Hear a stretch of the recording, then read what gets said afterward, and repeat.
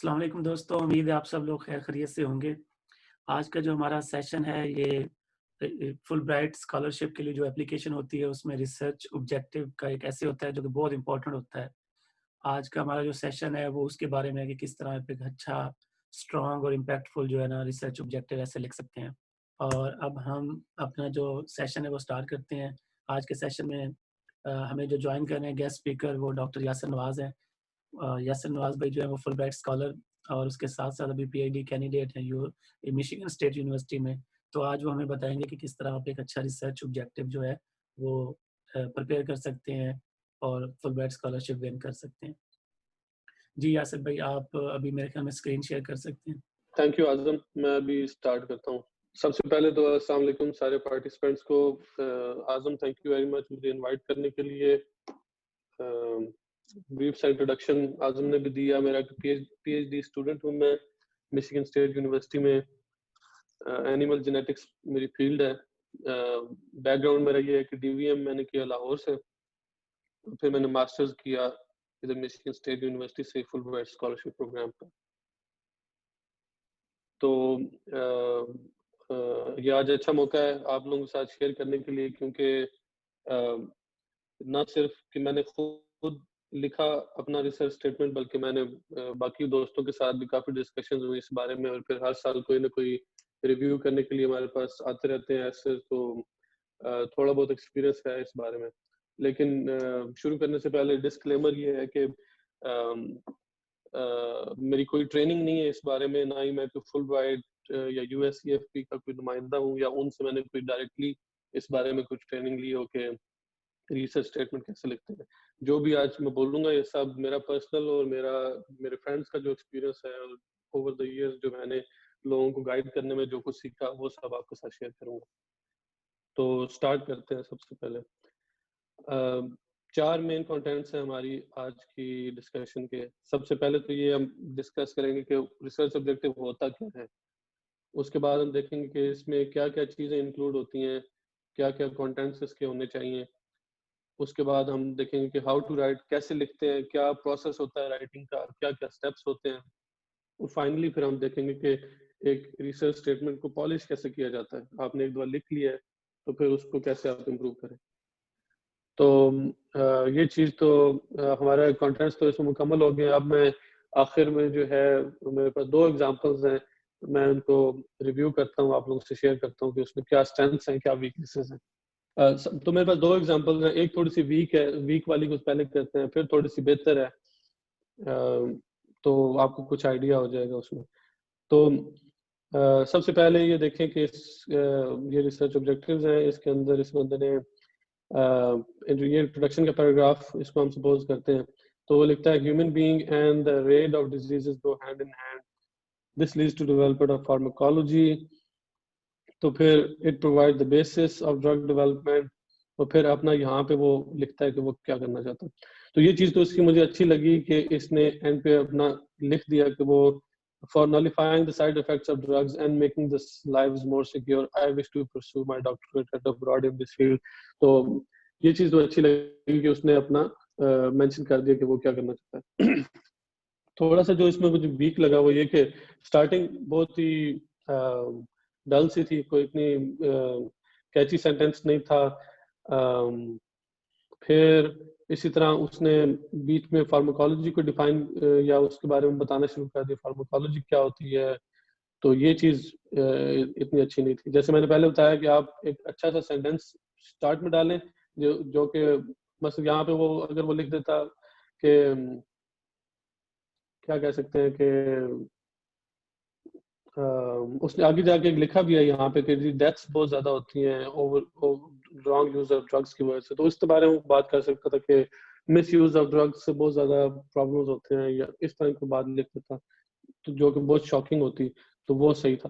اس کے بعد وہ اپنا اوور آرچنگ گول لکھتا کہ وہ کیا کرنا چاہتا ہے یہاں پہ، بجائے سے کہ وہ فارماکالوجی پہ چلا جاتا اور پھر اپنا لکھتا کہ اسپیسیفکلی اس کا آبجیکٹیو کیا ہے، تو وہ صحیح آ جاتا۔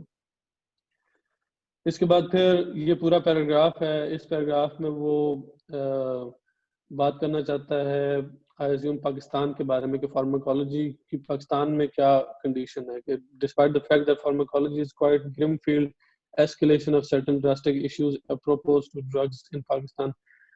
اگر آپ یہ سینٹینس سارا پڑھیں نا تو یہ ایک بہت اچھی اگزامپل ہے کہ اب دیکھیں یہاں پہ لکھتا ہے The Chronicle of Pakistan Hard Journey.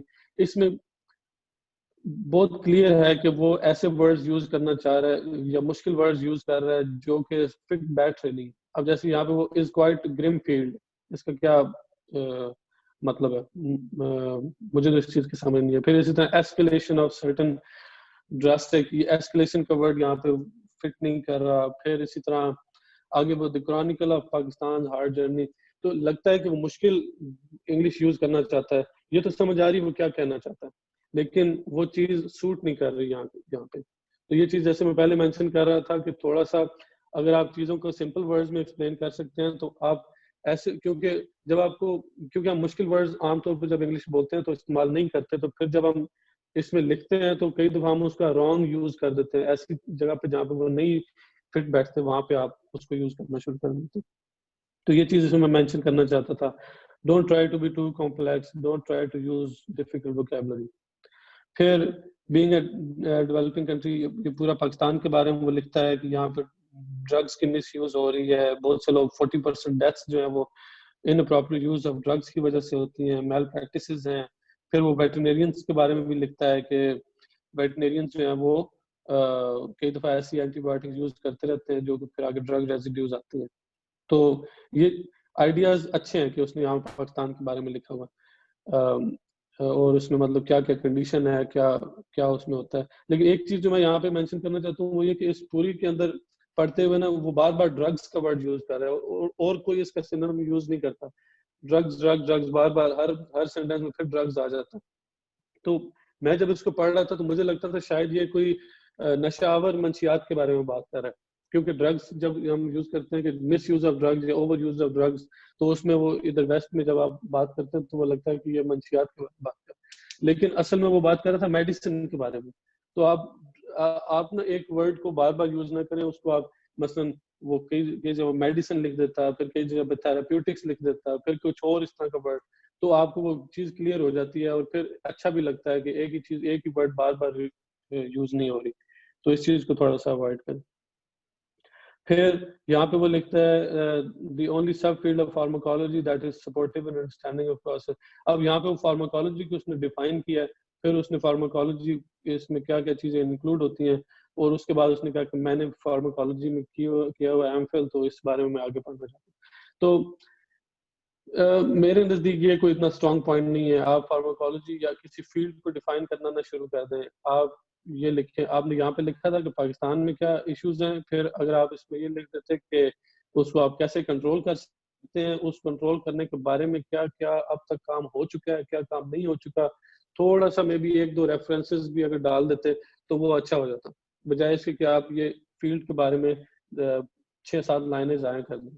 کیونکہ ضائع اس لیے میں کہہ رہا ہوں کیونکہ لمٹ ہے اس کی, شاید مجھے پہلے مینشن کرنا چاہیے تھا, 700 سے 750 ورڈز کی لمٹ ہوتی ہے. اگر آپ نے یہ 6-7 لائنیں, اس کا مطلب 50 ایک لفظ ہے, یہ ضائع ہو گیا. یہ اتنا امپورٹنٹ نہیں ہے, اتنا امپورٹنٹ میسج نہیں کنوے کر رہے, اور بس ایسی فارماکالوجی کے بارے میں باتیں. پھر تھوڑا سا اس نے اینڈ اچھا بھی ہے اس لحاظ سے کہ اس نے پھر بتایا کہ پاکستان کیونکہ لیگ کر رہا ہے تو میں اس پہ آگے کام کرنا چاہتا ہوں, اور پھر کچھ ایجنسیز کا نام لیا کہ یہ امپروو ہو سکتی ہیں. تو یہ چیز تو اس کی اچھی تھی, اینڈنگ اچھی تھی, مجھے پسند آئی تھی. لیکن پھر اس میں یہ ہوتا ہے کہ جب ایک دفعہ آلموسٹ لگتا ہے کہ اینڈ کر دیا ہے یہاں پہ کہ being a pharmacology it is included by future plan to frame a comparative study of drug, یہاں پہ لگتا ہے کہ بس اینڈ ہو گیا اس چیز کا, بات ختم ہو گئی ہے. اس کے بعد وہ پھر دوبارہ شروع ہو جاتا ہے, by considering these results as standard the data will be used to associate the results in drug. تو پھر لگتا ہے کہ جیسے ایک دو دوبارہ سے شروع ہو گیا. تو اگر آپ ایک اچھی اینڈنگ ہو رہی ہے آپ کی تو اس کو وہاں پہ ختم کر دیں, دوبارہ سے نہ اس کو. تو یہ میرے کچھ کامنٹس تھے اس پہ. اس کے بعد اب میں کچھ منٹ لگاؤں گا, تھوڑا سا اس سے تھوڑا سا بہتر ہے. تو یہ ہے study objective. With alarming situation of food security issues globally, Pakistan is one of the most vulnerable countries to looming food security crisis due to its huge and rapidly growing population. دیکھیں یہ بڑا strong سے sentence ہے کہ food security issues globally بہت زیادہ کہ خوراک کم ہوتی جا رہی ہے دنیا میں، اور پھر پاکستان جو ہے وہ خاص طور پہ وہ کیونکہ اس میں پاپولیشن بہت زیادہ ہے، ہیوج ہے اور ریپڈلی گروئنگ ہے، تو وہ موسٹ ولنریبل ہے. یہاں پہ خوراک کی بہت کمی ہو جانی ہے اگلے کچھ سال. تو یہ ایک اسٹرانگ سے سینٹینس بن جاتا ہے اسٹارٹ میں. پھر یہ اوور آرچنگ گول ہے کہ کیونکہ میں ویٹنرین ہوں تو میری لائف کا گول یہ ہے کہ میں فوڈ سیکورٹی کو انشور کروں، خوراک کی کمی نہ ہو. اس چیز کو میں فائٹ کرنا چاہتا ہوں by up grading the production potential of Pakistani breeds of form. ٹھیک ہے، یہ میرا اوور آرچنگ گول ہے، اس کو میں ایسے کرنا چاہتا ہوں. دیکھیں اب یہ ہے اینیمل بریڈنگ اینڈ جینیٹکس کے بارے میں، لیکن ابھی تک جینیٹکس کی کوئی بات نہیں. اوور آرچنگ گول کیا ہے کہ آپ نے فوڈ سیکورٹی کو انشور کرنا. ٹھیک ہے، اب آپ کو شاید یہ زیادہ کلیئر ہوگا کہ ایک اسپیسیفک گول کیا ہے. اسپیسیفک گول اس میں ہے کہ بھائی اینیمل امپروومنٹ پہ کام کرنا ہے، جینیٹک امپروومنٹ پہ کام کرنا.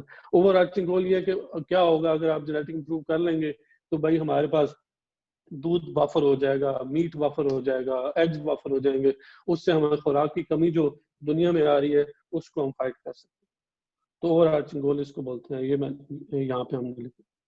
اس کے بعد پھر تھوڑا سا Pakistan for the last 65 year Pakistan کا لائف اسٹاک سیکٹر ہے وہ ویٹنری ہیلتھ یا ٹریٹمنٹ کے بارے میں تو وہ بہت سارا کام ہوا ہے، لیکن فیڈنگ اور جینیٹک امپروومنٹ پہ اتنا کام نہیں ہوا. تو پھر اب یہ فائنل اپنا اسپیسیفکلی بتا دیا کہ بھائی I want to identify local animals of good genetic potential using techniques of molecular biology and start a vast campaign of breed improvement in Pakistan.